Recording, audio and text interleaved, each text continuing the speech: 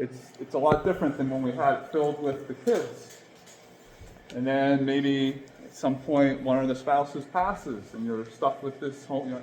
You're in your home, but it's a lot different than it was when you were a young family growing up and filled with the life around you. And then at some point, maybe it gets harder. Maybe financially you're fine, but it gets harder. You have to maintain the lawn, the roof has things, and you have the finances to do it, but you don't have the wherewithal to get in touch with the handyman, the plumber, the electrician. As things start to pop up, it becomes stressful, and you're not quite sure how you're going to do it. So the way I tie that analogy in, and then you decide, well, what's next? Do I sell the home and do I, go into something that's managed and taken care of for me? Do I try and find the support that I need to make, all this happen for me? So I kind of see that as where Amazing Grace is now, kind of tying it into some of the scripture today. Finances, as far as we've been blessed with the merger and the sale of St. Mark, we have money in the bank. We're not desperate to pay the bills and to keep ourselves afloat. But at what point does it become, we're also not on a sustainable trajectory? Just kind of to divert here a little bit. We knew we became Amazing Grace mid-year a couple years ago. We knew that we were going to have to use some of the monies from the merger and the sale to subsidize our giving. And then we knew coming in at the end of that first year when we did the budget last year for this coming year, okay, we were staring down a large deficit again. And we'll get into those specifics in a little bit. And that becomes not sustainable. If you look at it strictly as, okay, we have the money and it runs out, okay, the ministry can go till X. But taking a step back and thinking about it, kind of like what Pastor's saying here is, okay, so what does God have in store for Amazing Grace? What does our future look like? And how does it look? So, are we in ministry together each and every Sunday? Do we have a vibrant worship? Are we engaged with one another? Are we hearing the gospel? Are we hearing the scripture to take out into our lives? Yes. Are we feeding the hungry? Are we clothing the poor? We're going to have the cloak drive, so we're still doing the stewardship, or we're still doing the social ministry type things that go out into the world that we're called to do, not just being self-sufficient and keeping this for ourselves. So I say yes to that as well. As leaders of both St. Mark and Good Shepherd and now Amazing Grace, we've had a lot of difficult things to think about and discuss and consider, and a lot of them have been challenging, but one of the most rewarding things was this last year, because we have the money in the bank and we were comfortable, we have a comfort level, we were able to help a sister congregation, St. Isabella, in Elizabeth. That is a congregation that is growing. They don't have the problem of resources of people. They are actually growing. There's more and more people coming. It's a poor congregation. Many of the people work 2-3 jobs, so they don't have the money. And they had a similar incident like we did a couple years ago with the roof. They had a flooding. So we were able to give some money to help them get that fixed so that their ministry can keep going. So we are still engaged in the community. We're engaged with one another. We're looking after sister congregations and others. So all those check boxes, I say yes, we are still an active congregation, and God's not done with this yet. But what does God have for us going forward? It's difficult with, it's not the money, it's difficult with the plant that we have here, building, and the people we have as resources to do all, like most things, have been or are done on a volunteer basis. So my message to council for a while now is, we need stuff done, but I can't ask you guys to do more. I mean, I can tell people are tired. I can tell people are at a point where, they understand. We see the writing's on the wall. Okay, it's getting more and more difficult to do X.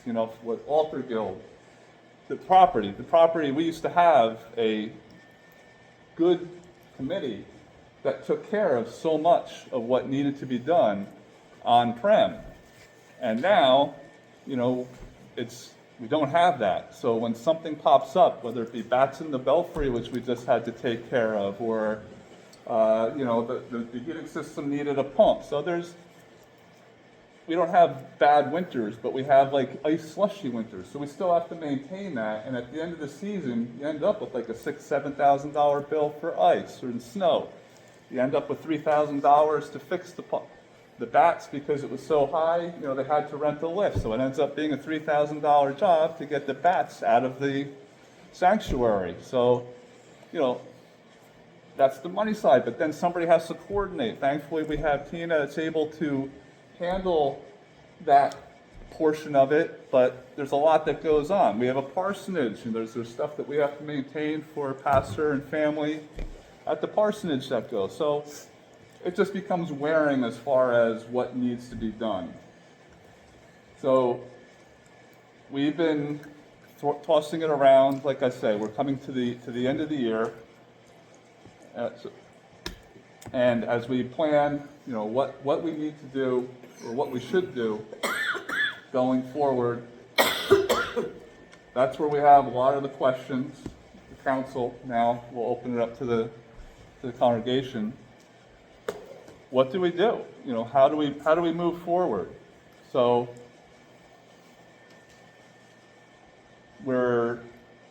anything and everything is on the table for discussion.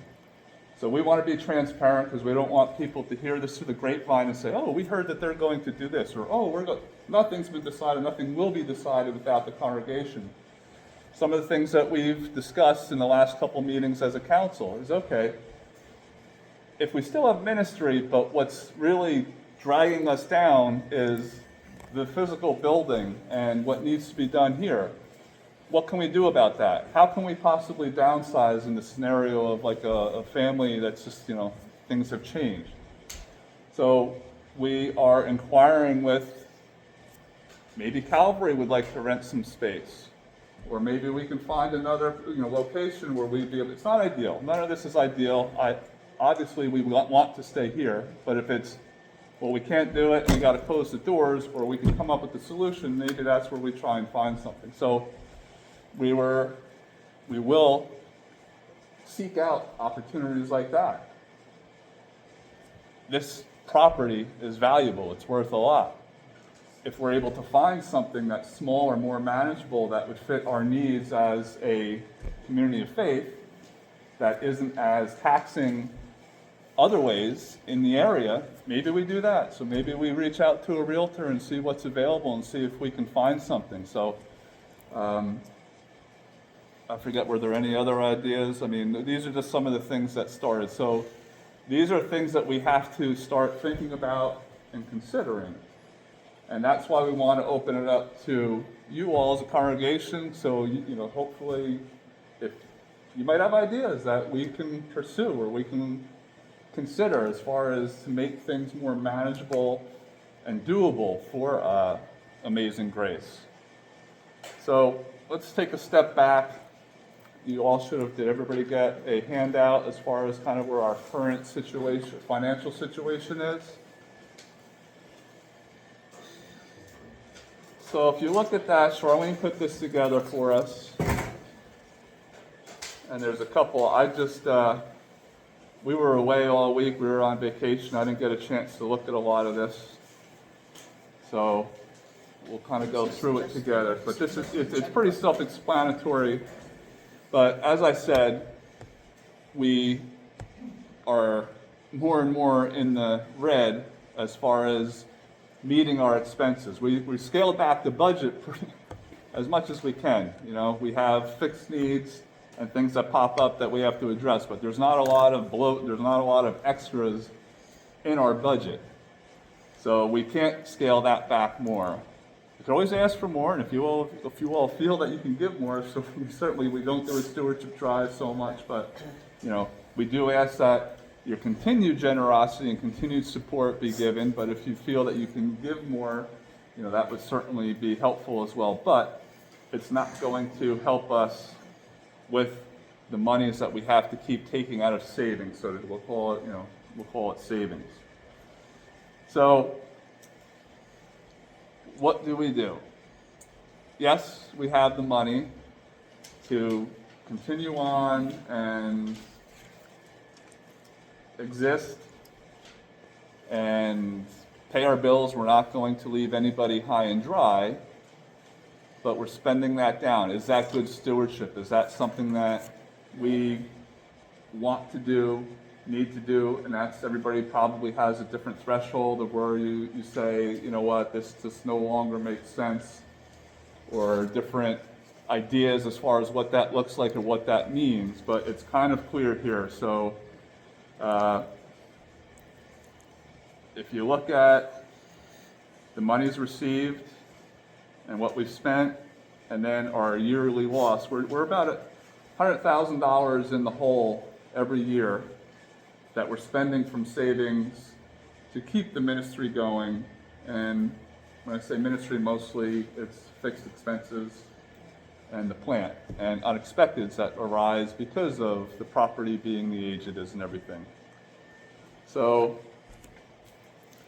the backside shows the money we have. So that shows you, that we have approximately 8 years at where we're at now, and that's just like taking and spending. I could tell you right now, this is something that I think I've prepared you all for at the annual meeting. We just have to constantly assess where we're at and see what makes sense as far as how much do we just start drawing and keep going, and when does it no longer seem like it's a ministry that's moving forward, or a ministry that's doing the things that we've been able to do and we're accustomed to doing, and we're just keeping the doors open for our Sunday worship and some gathering. So, we're a ways from that, but where in your mindset and where in your thinking are we? And that's the rhetorical question for you to think about now. But just wanted to set the stage as far as, as we come to the year end, what are we going to do for 2026? What are we going to propose? And that's the question. Like I say, we don't have many of those answers. But we're a resourceful group. We are collectively in this together, and we will talk about this. We will brainstorm. So the council has their work cut out for them going forward. But we want the input, we want the opportunity for those that aren't on council to be able to share, and maybe you have some questions today, which we'll field, or if not, we still ask that you give it prayerful consideration, and when you come up with questions, maybe you're going to have lunch or meet with somebody and you'll get an idea. So maybe right now isn't the time where you have the question, but as you get them, please talk about this amongst yourselves when you get together at so-and-so's. Make this a topic of discussion tomorrow. When you go to other things, we need people to just discuss it openly and think about what the next step, what the next move is. So I've said a lot. Let me hear from any questions that you all might have. Or Pastor, do you have anything you want to add before? No, that's 2 questions. Anything, Karen, that you can think of before we take questions? How large is our congregation? Do we have a number that a number of people that are part of our congregation? I know there's people home. I think it's like 75. 75 I think that's the is number. our group. Okay. So we're looking at about 40 people that so far that are in church that come. Yeah. But there's others that There are are out others, yeah. home and about. okay, that are homebound as well. I'm just curious, because if we did, I don't know, I mean, that's food for thought, just looking at how many people, if we did decide to go to some place that's smaller, you know, what are we looking at? Yes, 40 people or 40 families? well, Well, 40 we're families. 75 members or so, but Yeah. our members. attendance is around 40.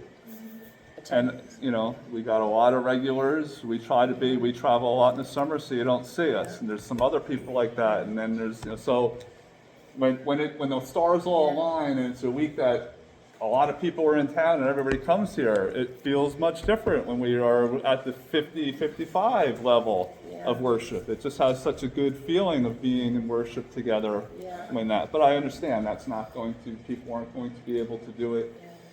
consistently every week, but Just, I was it, curious. it's, those are some of the numbers we're talking about. So, Andrea, One of the things that we had talked about was trying to rent, he was speaking about renting a place. The thing is, with renting a place, there usually isn't much storage. And we do have to bring some things with us to make it still a Lutheran service.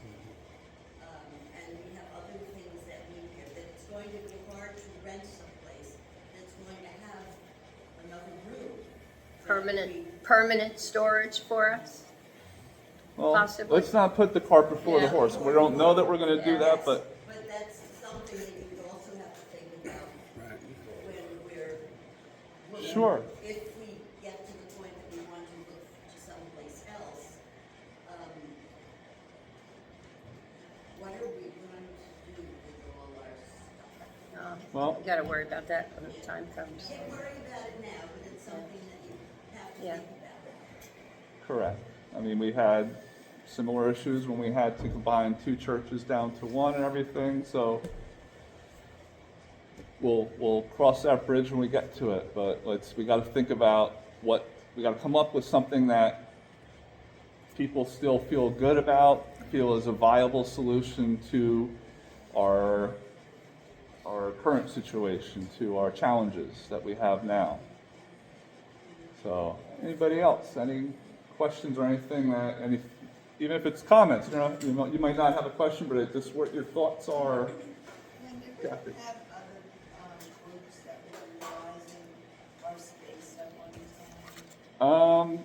On occasion, like the regulars are the 5:30 group and Hope Apostolic on Sundays. We had this summer, we had a camp come through Right, yeah. and was rented the space for like 6 weeks, and we do have sometimes the 5:30 group from other places will rent it on a Saturday, but as far as consistently, it's those two. Yeah, because that might be an avenue to pursue.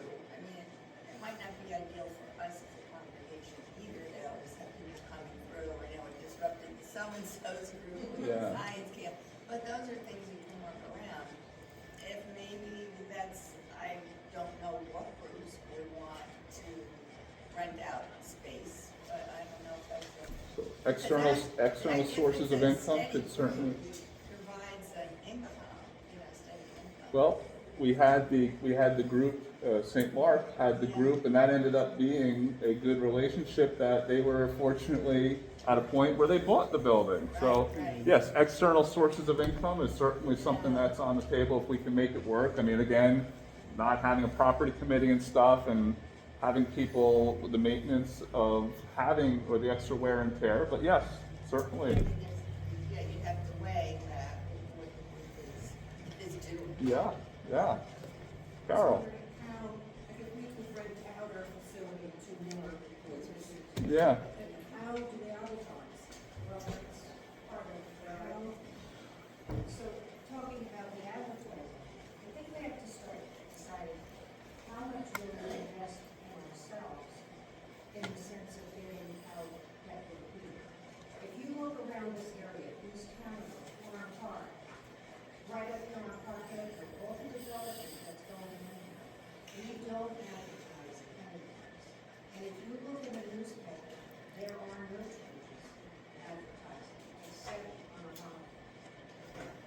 when you talk about getting someone in, that's an advertising.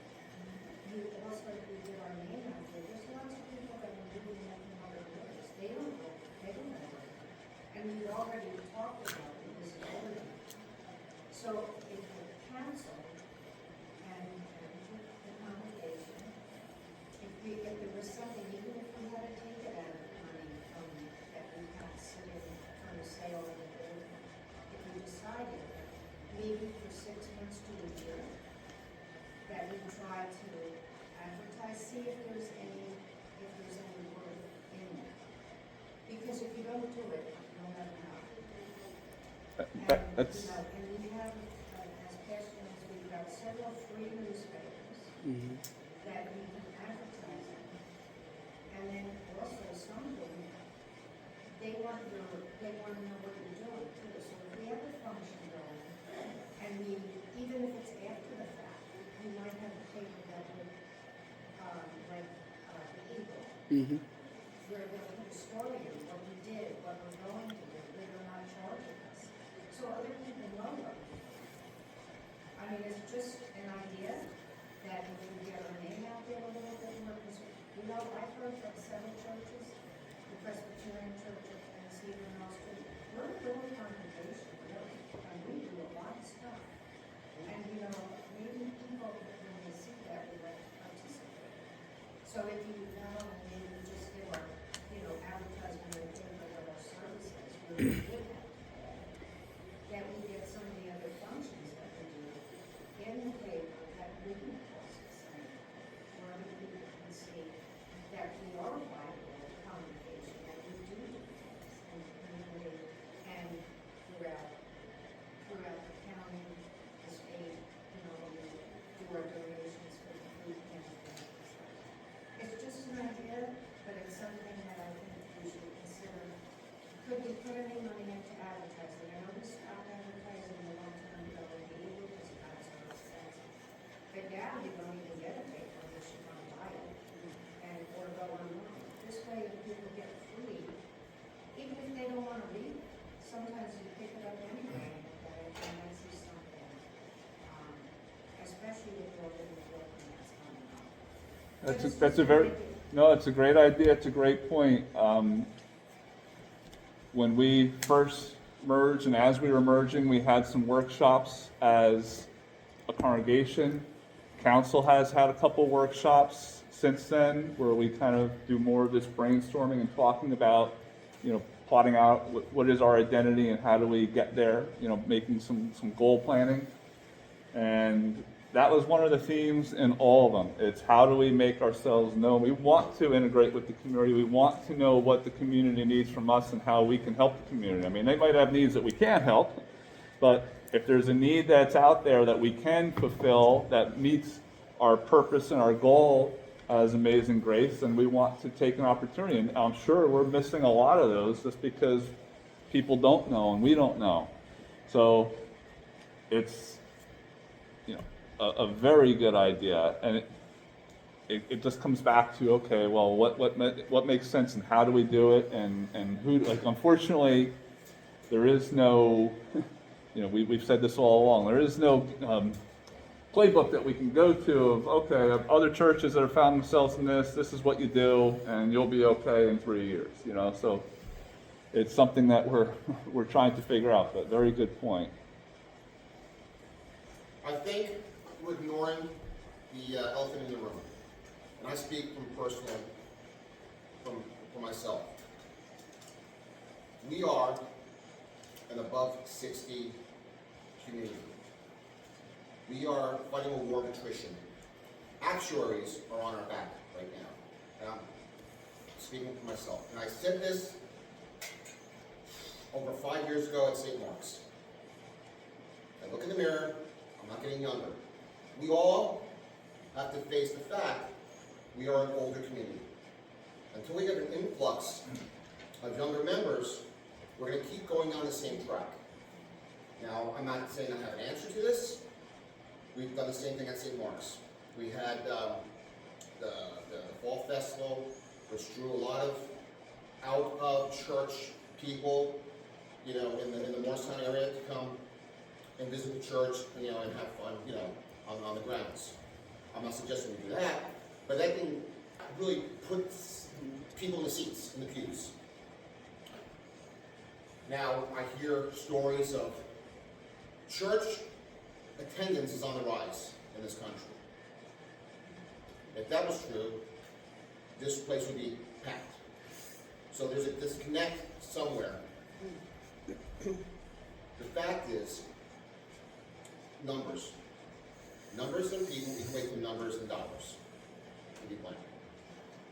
So, I don't know what we do at this point.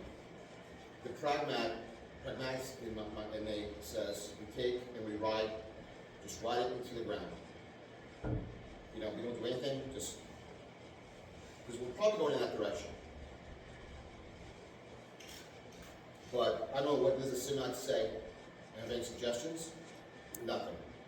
So we're basically going into the dark alone.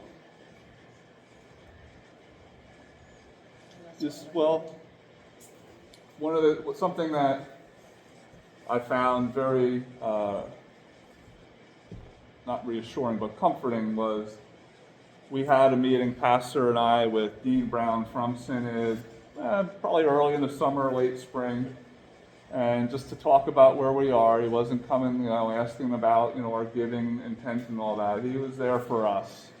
And we told him about our challenges, which many of the congregations and other denominations are having with diminished attendance and obviously giving going with that. And the Synod, Bishop Bartholomew knew about it. He knows about Amazing Grace and that we are still doing a lot. Like, they have other synods or other churches in the Synod that are in similar situations, but the ministry isn't happening other than doors open on Sunday at 10, doors close at 11:30, and much else going on. So they don't have the answers, unfortunately. Like I said, there is no playbook, there is no place to go find this information, how to turn the ship around at that point. Pray to God, ask God for some guidance and the Spirit through us to hopefully come up with something. And the advice he gave at the end, he's like, just continue doing what you're doing. Don't stress about it. So that was when I started, whenever we had something that popped up and we needed somebody and we needed volunteers, it's kind of like, okay, well, who am I going to ask? What am I going to do? But he was just like, if you let that stress you, it's there and it's you can't ignore it, but don't let it deride you from what you are doing that's working and well and interfering, so that the experience is no longer something that is what it's meant to be, a time to be in communion with others and worshiping God and hearing and living the gospel. So it was refreshing to hear. I wish he had some answers, but I was refreshing to hear that he's like, just continue being what you're being. And that's when I started saying to people, look, we need this. Like we consolidated after one of the last workshops. We consolidated the committees, streamlined what their purpose was, and we kind of came up with one main objective, and then what's some things we can do to meet that objective. We didn't hear back from everybody. We set some goals at a council retreat that we had back in the end of the winter, and we set some deadlines for ourselves. And I'm not passing judgment on anybody. I know any committee, I'm not pointing anybody out because I was part of that as well. We didn't meet our objective, but I couldn't ask any more of the people that were there. If it wasn't forthcoming and they didn't have a chance to meet, or they didn't have fruitful meetings where something came out of it that we were able to come up with, so be it. We can't force things on people and make it to a point where it becomes a stressful situation where it defeats the purpose of your worship experience and your worship life, your spiritual life. So yeah, I'm a realist. I try to be hopeful and think optimistically, but realistically, I know what you're saying, and I think so many of us do. In terms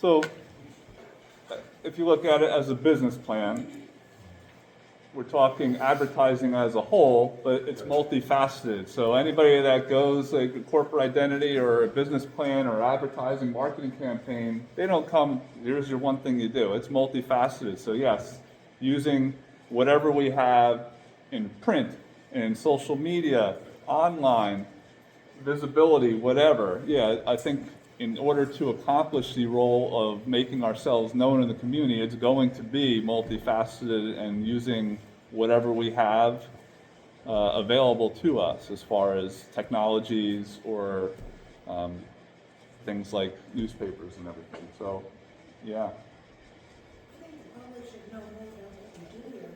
A couple of years ago, we had a big thing, we invited, was that what you was doing, Good Shepherd? Yeah. We had at least 50 representatives in different places that we touched on. And we had their signs all around. Partnership. It showed how much we were involved, not just with this one and this one and this one. We were involved with a lot of things, and we still are involved with a lot of things. Maybe we need to do something to bring that out more. On their websites as well.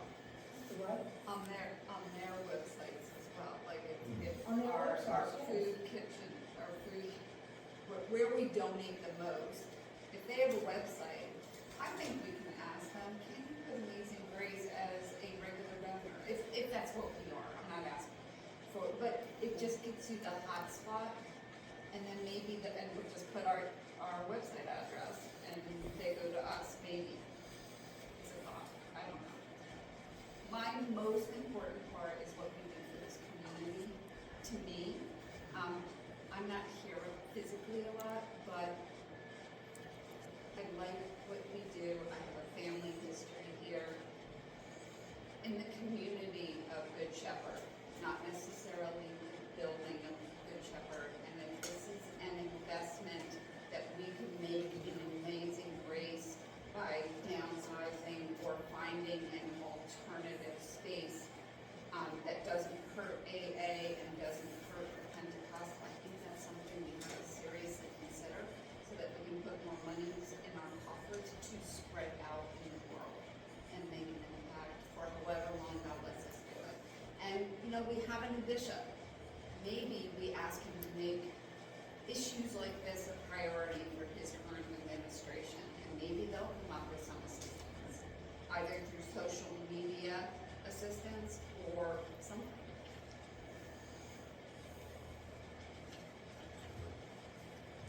Yes. Hello. Hey, Shelley. Hi, Shelley. So I just moved here from California, and not a lot of people in my demographic really search out a new church. Typically, it's by like a referral or somebody who knows you, right? Come to this church. Well, my husband and I, we don't have friends or family out here. We moved for a job. So admittedly, I went to AI to find a church that is aligned with my mission, my values, my ethics as a person, and really just find that. And I've gone to a few churches out in the community, but didn't really find one that was as welcoming as this church. So it was kind of this immediate comfort. So from a business perspective, like I hear both sides, and I have no weight in offering an opinion here. I think the only thing is from a business objective is really to consider what's valuable. Is it bringing people in, or is it changing the structure? And I am personally, this is my person, completely separate from the church. I'm a community person.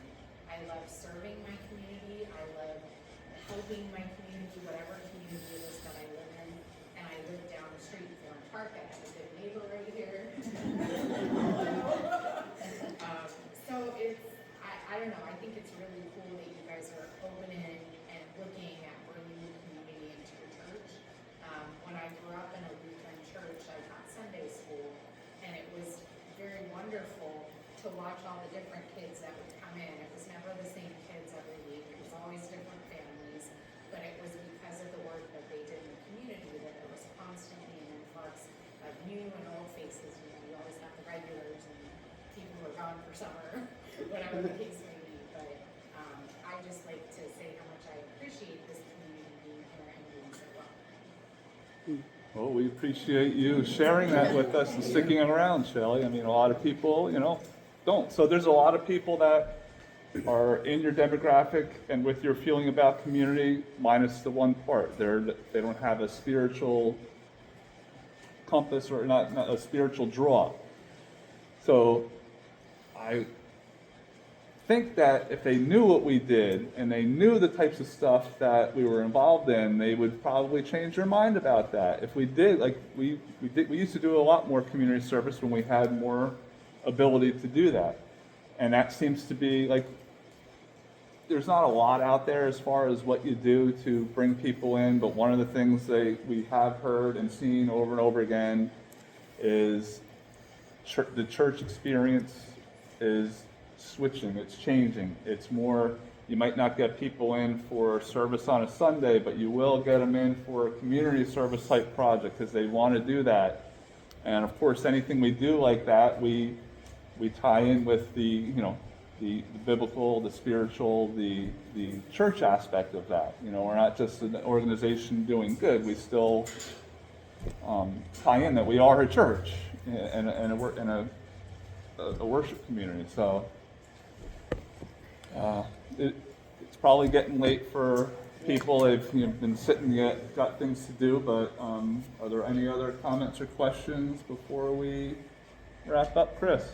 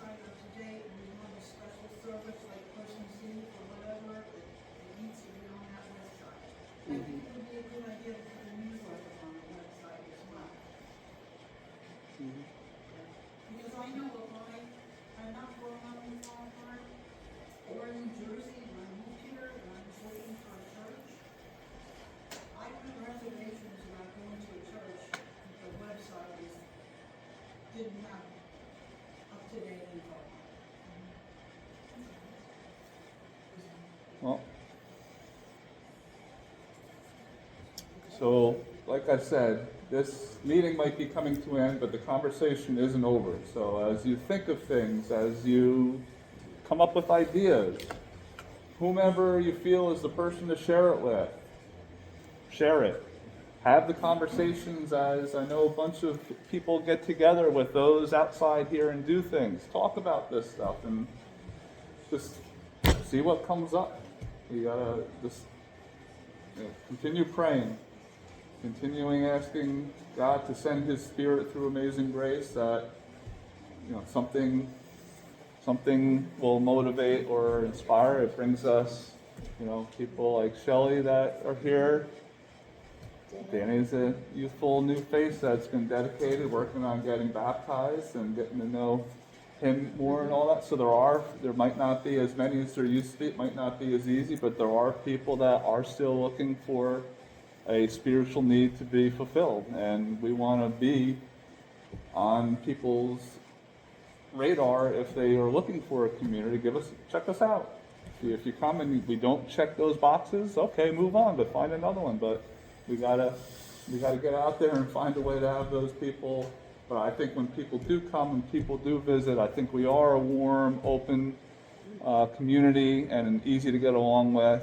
So hopefully that will be something that helps us move forward. Anything else, Pastor? Or? Okay, well. Do you want to end in prayer? Yeah. Let's close in prayer, shall we? Holy God, we are at a crossroads in the terms of our ministry. You know our future. We don't. We ask that you would reveal to us even the little piece what our next step should be. How do you want us to continue doing ministry in this community, in this place? You planted us here for a reason. Reveal to us that reason, so that we might continue shining your light in this community for years to come. Bless us as we go from this place, whatever that you would have us do today. May we always shine your light and share your love with others. It's in Jesus' holy name we pray. Amen. Amen. Thank you, everyone.